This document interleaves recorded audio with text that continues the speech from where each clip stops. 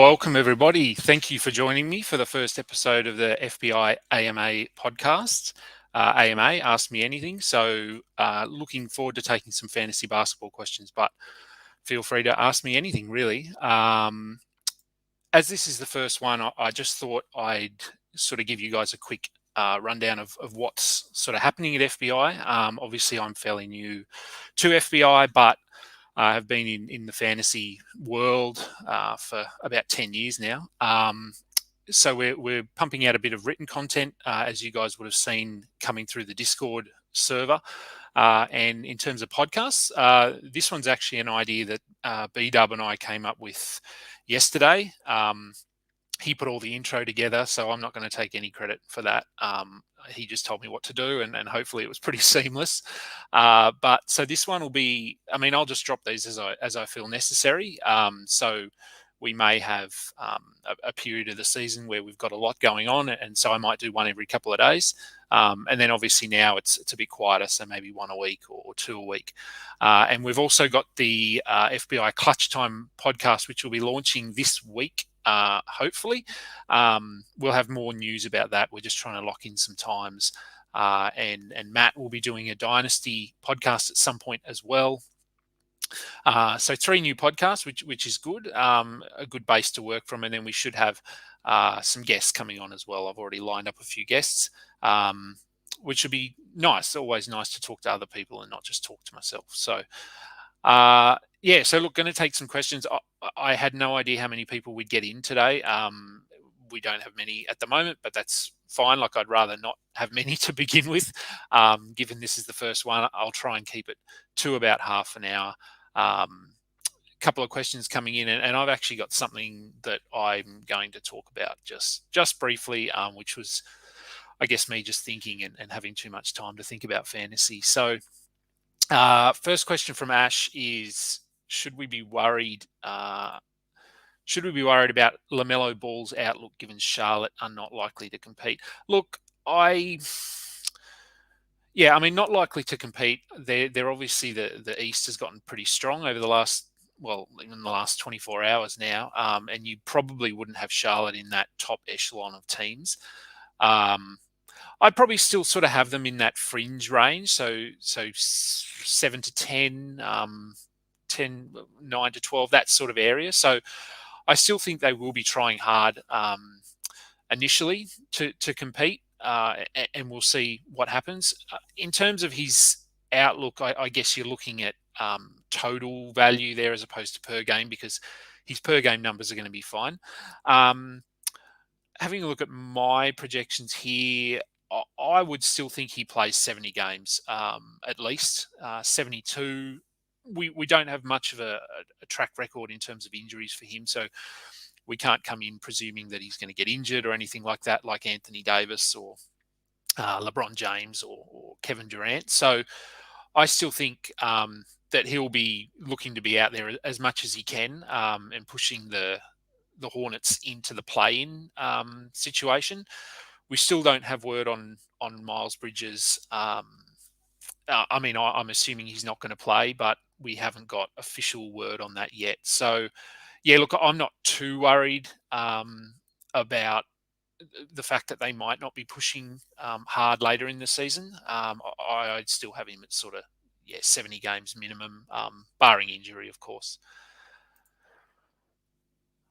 Jonathan, who are you moving up and down your rankings from the Cavs Jazz trade? Yeah, look, it's an interesting one. With the Jazz, it's tricky because we actually don't know what their roster looks like yet. I think they have something like 17 players, so there's still moves to come there. I think Larry Markkinen gets a bump. He'll probably come in as the starting power forward, I would assume. And look, 32 minutes, 33 minutes. I think he's probably a top 100 player. In terms of Vanderbilt, Jared Vanderbilt, I think takes a bit of a hit here because I was assuming he would be the starting power forward, and now he won't be. I still think he's worth looking at in drafts just because of his defensive numbers, and he's a really good rebounder. So I still think he has value. but probably takes a bit of a hit. So you were probably looking at him at sort of top 90. I'm thinking he's outside that top 100 now. Walker Kessler, I was pretty high on him. I sort of had him as a top 70, top 80 player.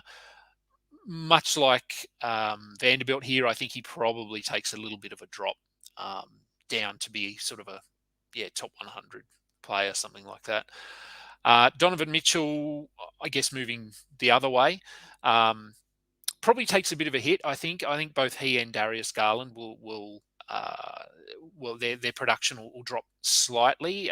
If you look at Donovan Mitchell, I mean, I don't have his numbers here, but prior to last year, he was sort of a back end third round guy from memory, 35 to 40. I think he probably drops back into that range. So I probably wouldn't be drafting him. He was, I don't know what he was last season. Let me have a look. That would make more sense. Donovan Mitchell. So he was playing for the Jazz last year. So he ended the season as the 23rd ranked player. You're not drafting him at 23. He's, probably I would say down around the mid 30s. So back into the third round, early fourth if possible, but I think he'll go before that. And it really comes down to his steals. I think his steals went up from 1.3 to 1.5. 1.0 to 1.5 last year, something he hadn't done for a couple of years. So I think if he can keep those numbers up, that'll sort of, I guess, keep his floor quite high. And then I think Garland probably takes a bit of a hit in terms of scoring because he was really option A, and now Mitchell is probably going to be option A. So I would have Garland similar. I think I took him in a mock that we did last week. I took him in the late second round, so 21, something like that. I wouldn't be taking him there now. I'm probably going to have him similar to Donovan Mitchell. I think more of a third round player.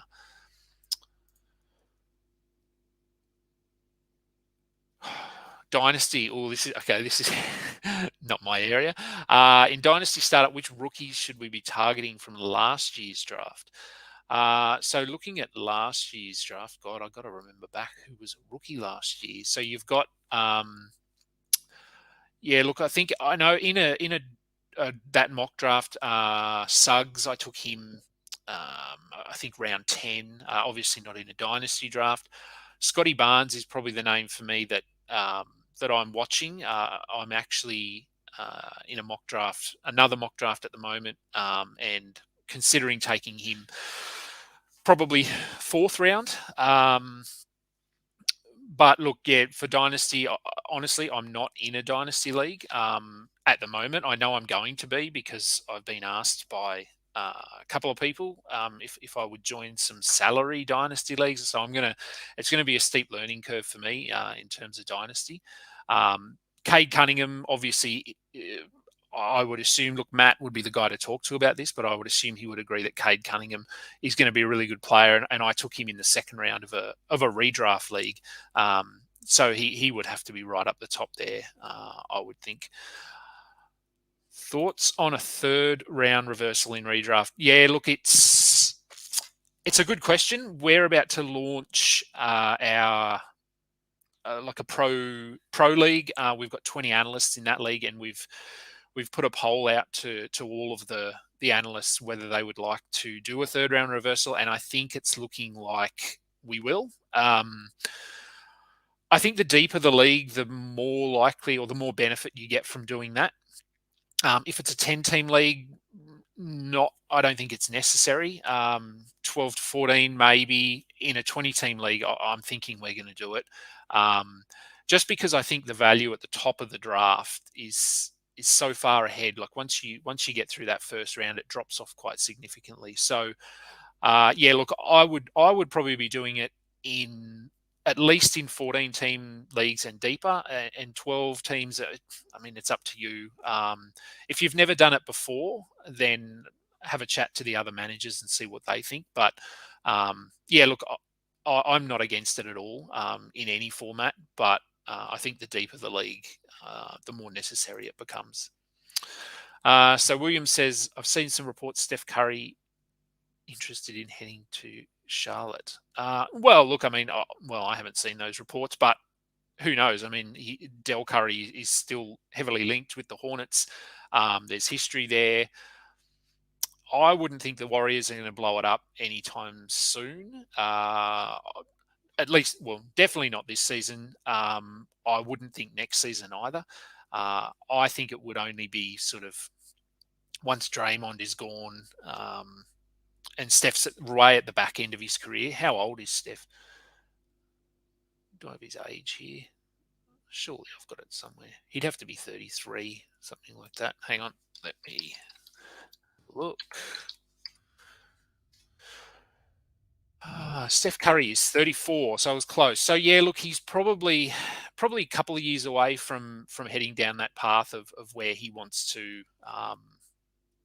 B-Dub says 30, 34, 35, 38. I don't know, 34. Internet says 34. B-Dub says 35. So look, I don't see them blowing it up anytime soon. Not in the next couple of years anyway. So this is, I guess we're just looking at a standard format sort of thing here. Harden or Luka? Luka. That's for me. I've been in that situation already in a couple of drafts actually, and I have tossed up between those two players. I would go Luka, although I do think Harden belongs in that top 7, top 6 discussion this year. But I just like. I think Luka's just a bit more fun. Could backfire, but yeah, I would be going with Luka there. Lowry, Vando seem pretty compatible to me as a starting front court. Yeah, look, they do. They offer very different skill sets. Obviously, Lowry Markkanen's going to score more. He's going to hit threes. He'll grab some rebounds. Good from the free throw line. Vanderbilt won't really score a lot. He is efficient.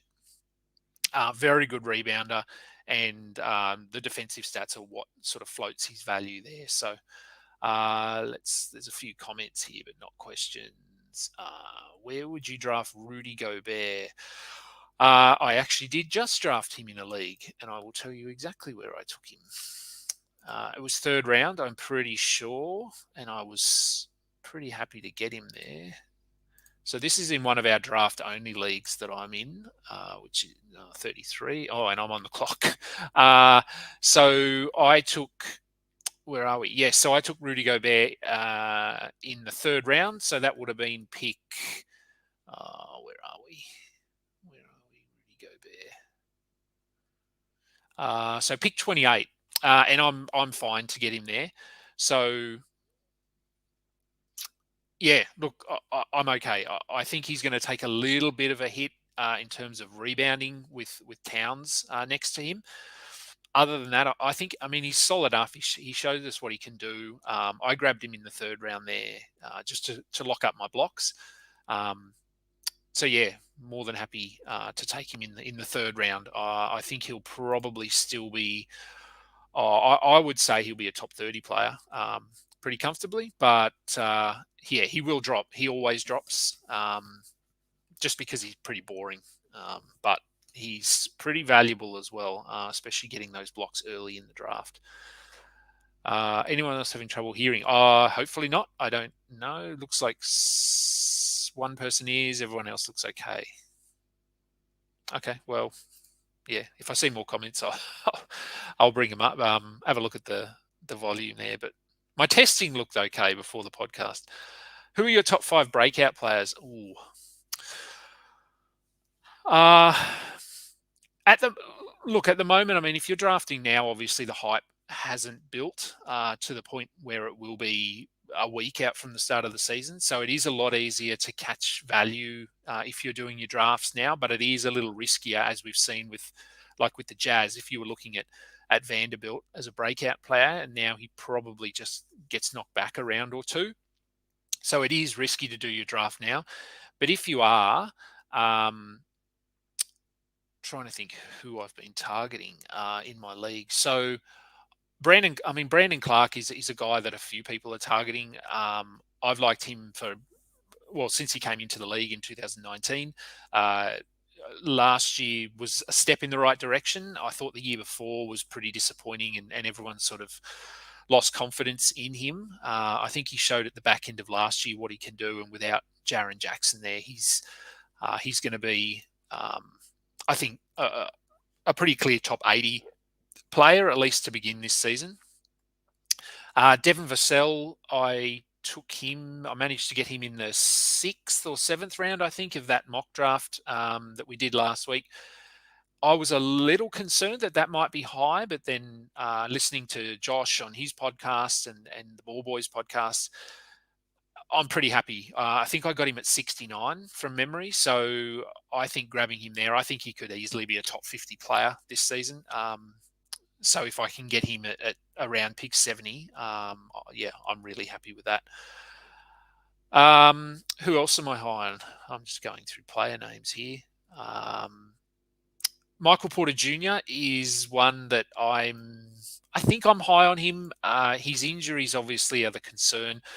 But chatting with B-Dub and Josh last week when we caught up in Melbourne, I'm comfortable to take Michael Porter Jr. in the top 60. I think you can get him later than that, but I just think the fact that Will Barton is gone alone for me makes a huge difference, because if you watched the Nuggets in previous seasons when MPJ was healthy, to me, and I mean, having watched basketball for almost 40 years, I guess I don't just look at it from a fantasy perspective. So it did look to me as though Will Barton was excluding Michael Porter Jr. in the offense. He would often overlook him. He would pass the ball through him or past him to the next player. So I just think not having Will Barton there, I think there might have been some tension between the two. And we do know that there has been tension with Michael Porter Jr. in general, just because of some of his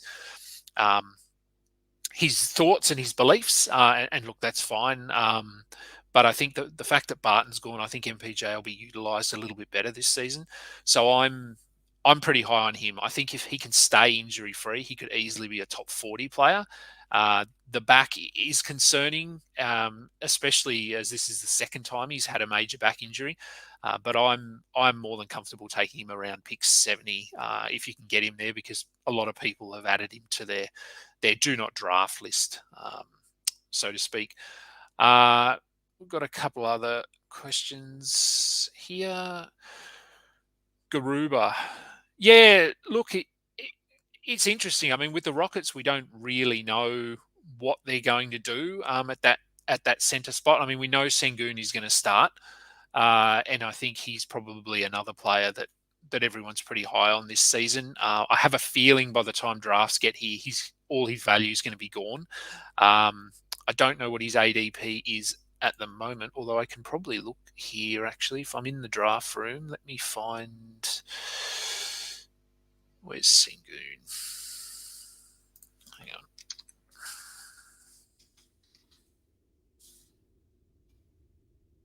on. So he was drafted. Okay, so Sengun was drafted by Kyle McEwen at pick 48. I think he could be a top 50 player. I'm not sure how much value there is taking him at pick 48. I think he's probably, like top 50 is probably his ceiling, I would think.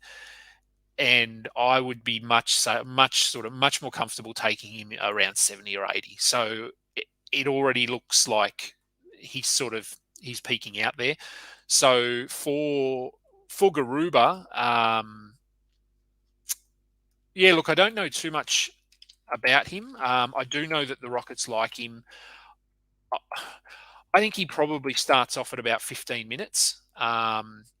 But as we know with the Rockets, we saw it last season, although probably not to the point that managers would have liked to see, but they will invest in their youth later in the season.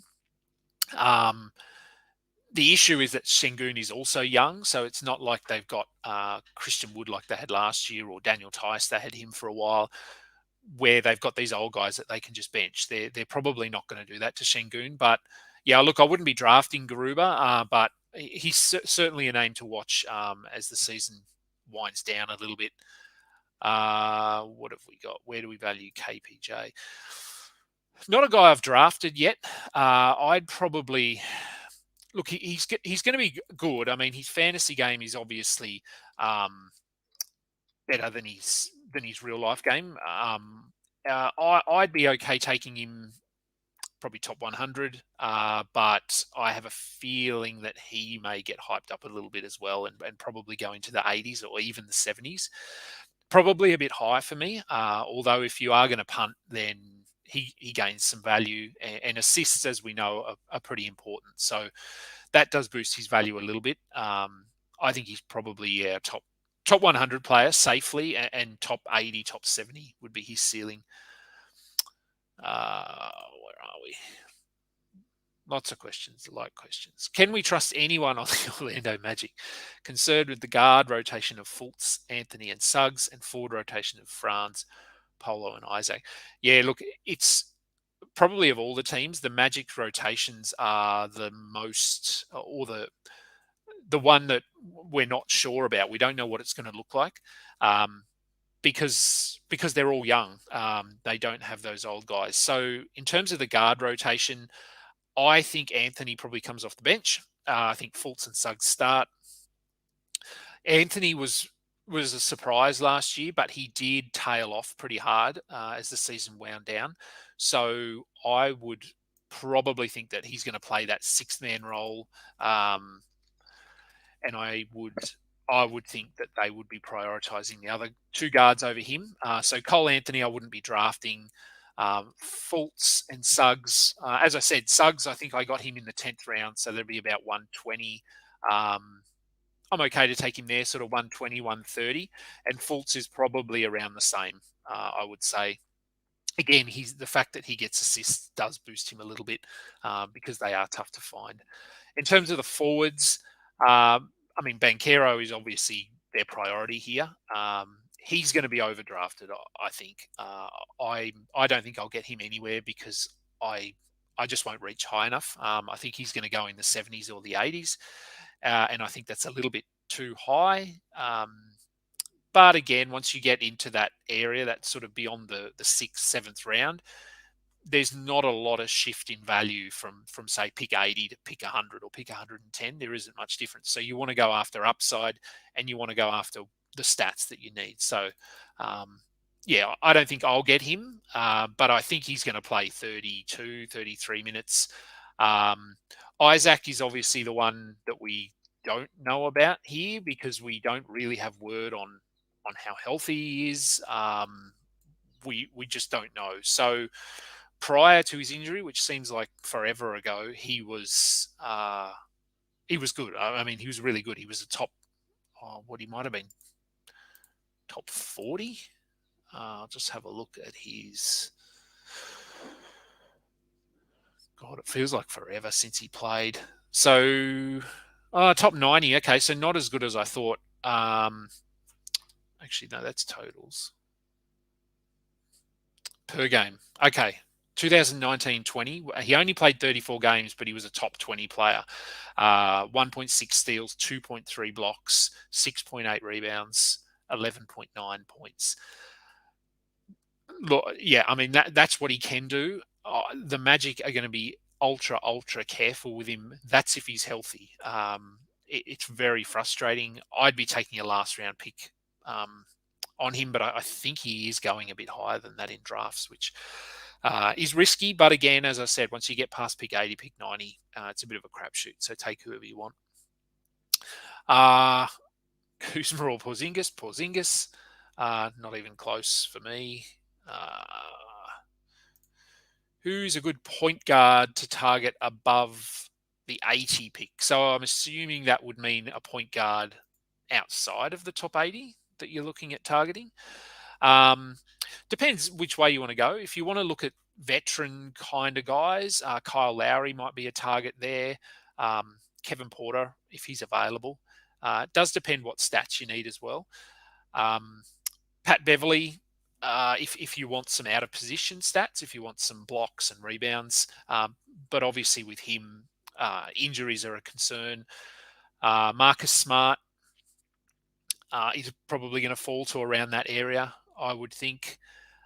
So yeah, I mean, look, it really does depend, but there are a few names down there, and then it's probably once you get beyond 120, 130 is when you want to be looking at Trey Jones, um, maybe Mike Conley. I mean, Mike Conley's an interesting one because we don't know where he's going to be, but he's another guy that can put up top 80 numbers, but needs to play enough games, and he may not do that. So Suggs or Mathurin? I haven't taken Mathurin anywhere in any of my drafts. I would think that, well, again, it does depend on what you're looking for in terms of stats. I would say they're both sort of like last round or last 3 rounds. So one around that 120 mark, 100 to 120. The Pacers are a team a little bit like Orlando. We don't know what their rotation is going to look like. So I would like to see some preseason games before I made a call on that.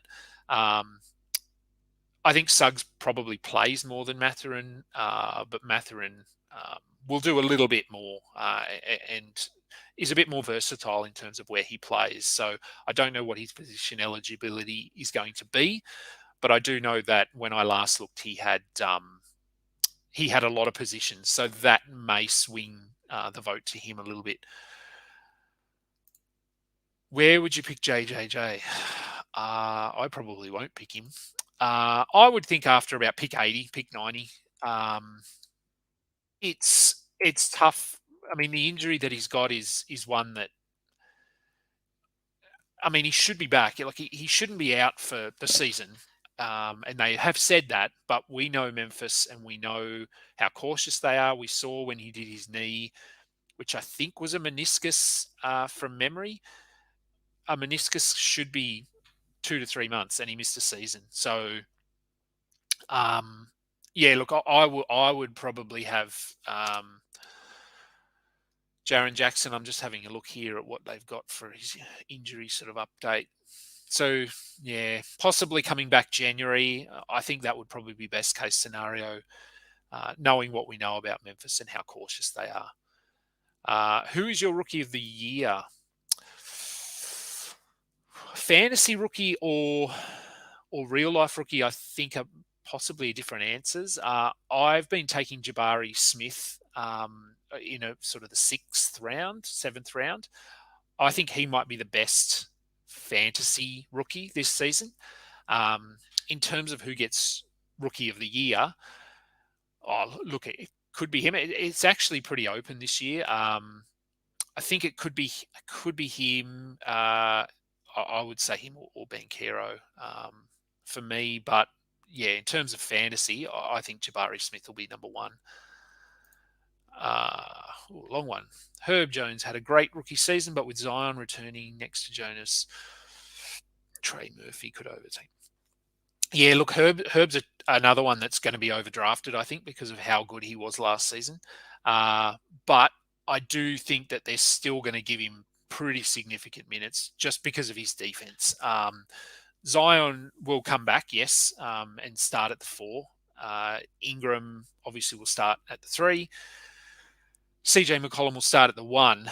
So that's, and then you've got the 2. And look, it could be a little bit matchup dependent, but Zion hasn't translated in terms of a defensive player thus far, although, I mean, it has been a small sample size when you look at how long he's actually been in the league compared to how many games he's played. So I still think Herb Jones will get significant playing time. And just I mean, the fact that he could, well, he probably won't, but there's a chance he leads the league in steals. He'd have to be top 5, I would say. And that alone will keep him on the court. I still think he'll get 30 minutes, and I'd be pretty comfortable taking him around 90 or 100. Where are we? Next question. Will John Wall outperform his current ADP? What is his ADP? Let's have a look.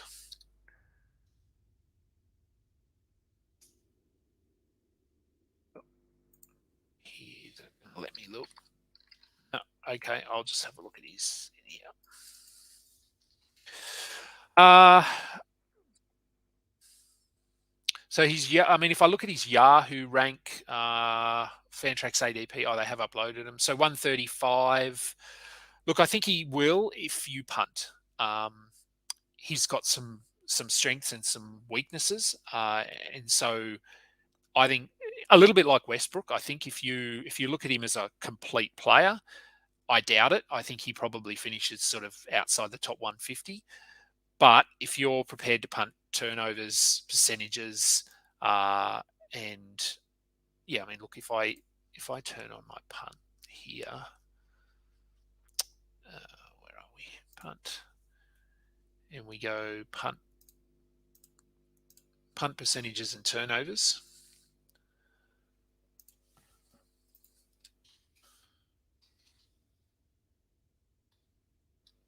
If it loads, is it going to load? Yeah. So yeah, look, if you punt turnovers and percentages, he jumps 110, 120 places. So if you're punting, yes. If you're not punting, no.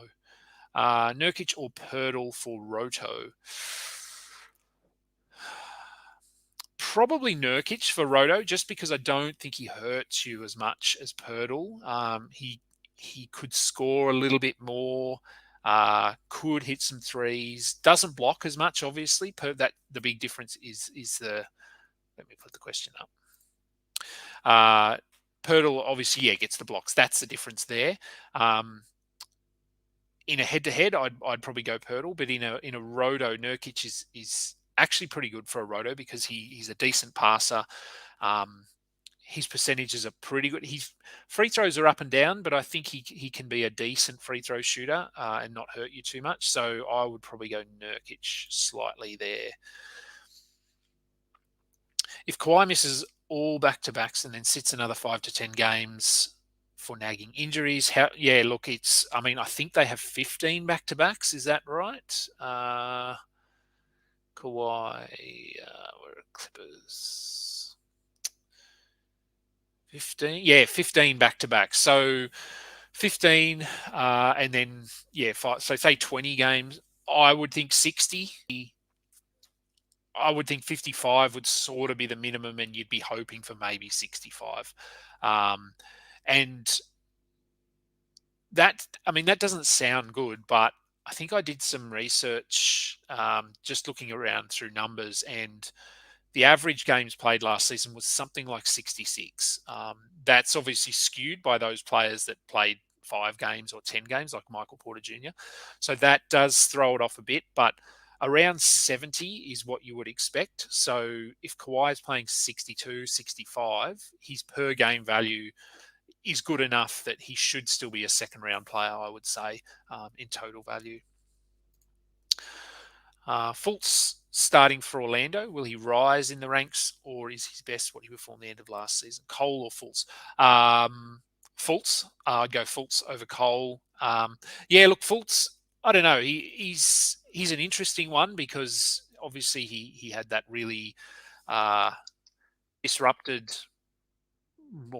first couple of years with the shoulder thing, and he seems to have found his rhythm. Hasn't reached the heights, sort of, I guess, when we thought when he was drafted, where he was going to end up. What's going on here? But I would say that he'll be, as I said earlier, sort of top 120, where I think Cole Anthony is probably more of a streamer at the moment. Anyway, injuries could obviously change that. So we'll go to the next question. Late round big men, center position. Okay, depends on your format a little bit here with settings and position eligibility. But yeah, looking Okongwu, Onyeka Okongwu is a sneaky target for me. I think he could. I don't think he'll play more than Capella, but it could be a 26-22 split. So I think in 22 minutes, Okongwu can be a top, I don't know, probably not top 100, maybe top 120. Walker Kessler, as I said earlier, I was higher on him before this trade, but I still think he's going to have value purely for his blocks. Even if he plays 20 minutes, he could block nearly 2 shots a game. So he would be another guy I'd be looking at if he's falling enough. Isaiah Stewart. So I drafted him last season. I probably fell into that hype bucket a little bit and took him too early. And then, as we know, he was pretty ordinary. He was okay down the stretch, but it sounds like he's going to start. They're going to persist with him. He was hitting some threes during Summer League. Of course, that's only Summer League. But if he can get to 1 3-pointer a game, he could be like a 10 and 10 guy with a 3 and a block. Percentages are decent enough. So I think for him, if he can make the most of this opportunity, he's got better players around him now. So he could be another guy that you could target late in drafts. Isaiah Hartenstein, I think he probably gets hyped a little bit too much. He would be a guy I'd grab in the last round, but I think he'll go earlier than that. Just based on the name, I guess people are excited about him, and he does have a very fantasy-friendly game, but I just don't see him overtaking Mitchell Robinson. Who else? I'm trying to think of sort of fringy kind of centers. Oh, Thomas Bryant. Thomas Bryant would be another one. If he starts for the Lakers and plays 26 minutes, he could easily be a top 120 player. So if he's available, again, we are looking at some of these names, some of these players who are going to get hyped and probably taken at the top of their value. Top 3 last pick flyers. Well, don't take the players that I took. So in my draft, the mock draft that we did, I took Kentavious Caldwell-Pope, Lou Dort, and I can't remember who the third was, but it was boring. And look, they fitted my build, but no upside there at all. So if you're drafting now, as I touched on earlier, the guys that are available at the end of drafts now might not be available in a month. But Kessler, Walker Kessler would be one. If people are turned off enough with Markkanen coming in and things changing in Utah, then Kessler would be a guy that I would target late. Colin Sexton would be another one. If I think he'll get hyped a little bit too much. And then you've got a few guys like we've talked about them here. Trey Murphy, I don't mind him at the back end of a draft because I think he will get good run this season. Isaiah Livers is another one for Detroit, who I think he'll just get better as the season goes on. There's one player that I'm curious about. I won't draft him, and I probably won't take him in the last round. But TJ Warren, if we get word that he's healthy, we know he can be a top 60 player when he's obviously firing on all cylinders. And whether that happens, I doubt it does. But he could be a guy if he's going to play sort of 25 minutes a night, then I don't mind him as a last round pick. And Tari Eason is probably another one as I go through here. Very good. He was really good in the Summer League. I don't know what his role is going to be, but again, with the Rockets, we have seen them prioritize young guys. So Tari Eason would be another one. Kawhi under 60 games. Yeah, look, potentially, yes. I'd be hoping 60, 65, but I'm probably glass half full there. Jaden McDaniels. Yeah, look, I think breakout. I don't know if I'd call it a breakout. I think he starts, and I think he has a good season. But I'm not sure how high his ceiling is in the spot that he's in. 120, top 100. I think he'll play 30 minutes, and he can hit threes. He's relatively efficient. He's not sort of one of these 55% shooters, but he'll be close to 50 and gets solid defensive numbers. So I think in terms of his role, it'll be a breakout for him. So he'll be playing 30 minutes and I'd be comfortable taking him, sort of 11th, 12th round. Oladipo with the Heat. Maybe, yes. We don't know what the Orlando, the Miami power forward position looks like at the moment.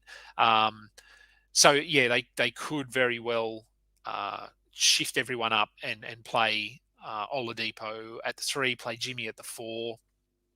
I would say Martin starts on most nights, but depending who they're coming up against, like if they're coming up against someone like the Timberwolves, they're not going to do that because they're going to need size. So whether we don't know if they're going to sign a power forward, but whether they then go to Deadman and Bam or Yurtseven, we would hope that it's Yurtseven, but we don't know.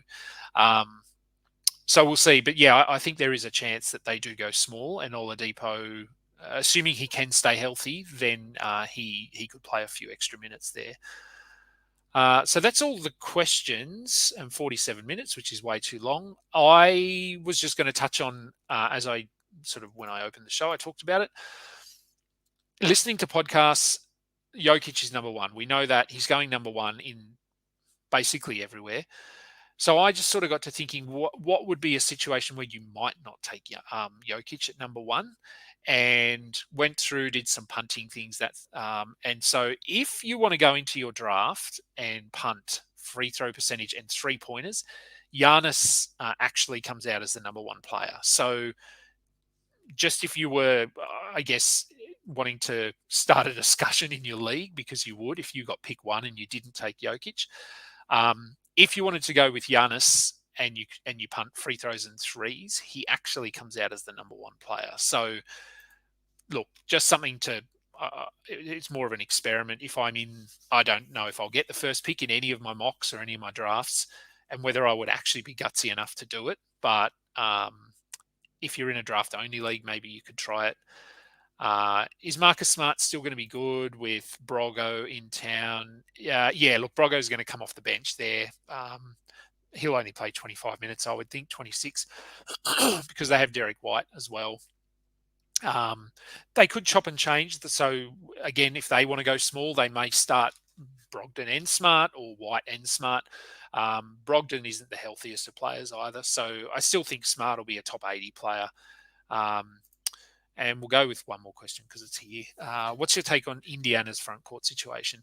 Yeah, look, Jalen Smith is starting. I think they came out and said that. I wouldn't like. I mean, I could have talked about him as a last round flyer, but he's going way before that. So I would probably have him. I don't think top 80, is it? Yeah, something like that. Top 80, top 90. Isaiah Jackson, yeah, we're waiting for the Miles Turner trade there, but I'm still comfortable taking Isaiah Jackson top. I'd probably take Smith ahead of him, only because I think his role is a little bit more locked in. But both could very easily be top 80 players this season. If Turner gets traded and they don't get a centre back, then Isaiah Jackson will go up. He'll be a top 50 player instantly, I would think. So, look, that'll probably do it then. I'm going to go and have something to eat. Thanks for jumping in, guys. As I said, we will have another new podcast launching this week, potentially Tuesday, Wednesday. But we'll let all of you know. And I'll fire off another one of these maybe later in the week. So it's Saturday here, Friday over there, maybe Thursday. We'll see if any trades go down or anything like that. We might just drop one in quickly and take some questions. Thanks, guys, for listening, and I will talk to some of you in the chat.